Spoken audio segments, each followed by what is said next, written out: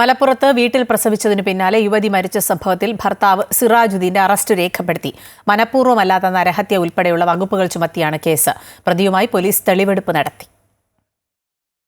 5-ാം തീയതി വൈകുന്നേരം 6 മണിയോടെയാണ് പെരുമ്പാവൂർ സ്വദേശിയായ അസ്മ മലപ്പുറത്തെ വാടക വീട്ടിൽ പ്രസവിച്ചത്. തുടർന്ന് 9 മണിയോടെ രക്തം വാർന്ന് ചികിത്സ കിട്ടാതെ മരിക്കുകയായിരുന്നു.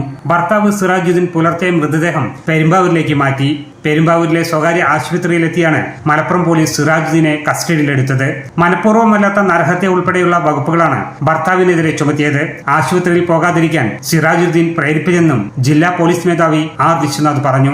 മെഡിക്കൽ സപ്പോർട്ടോടുകൂടി ഹോസ്പിറ്റൽ അറ്റ്മോസ്ഫിയറിൽ ചെയ്തിരുന്നെങ്കിൽ ഇത്തരത്തിലുള്ള എല്ലാ കോംപ്ലിക്കേഷൻസും ഒഴിവാക്കാമായിരുന്നൊരു സാഹചര്യം ഉണ്ടായിരിക്കെ അതിന് എല്ലാവിധ മുൻകൈയും എടുത്ത് അതിനെ സപ്പോർട്ട് ചെയ്ത് അത് നടത്തിയ അതിൽ പ്രധാനിയായിട്ടുള്ള ഹസ്ബൻഡിന് നമ്മൾ 105 BNS, അതായത് culpable homicide not amounting to murder, ഇതിനെ തുടർന്നുള്ള തെളിവ് നശിപ്പിക്കലിൻ്റെ ഭാഗമായിട്ട് ചെയ്തിരിക്കുന്ന കാര്യങ്ങൾ ഈ ബോഡി തന്നെ പെരുമ്പാവൂർക്ക് കൊണ്ടുപോവുകയും മറ്റ് കാര്യങ്ങളും ചെയ്തിരിക്കുന്നതിൻ്റെ അടിസ്ഥാനത്തിൽ ഈ 2 വകുപ്പുകൾ കൂട്ടിച്ചേർത്തുണ്ട്.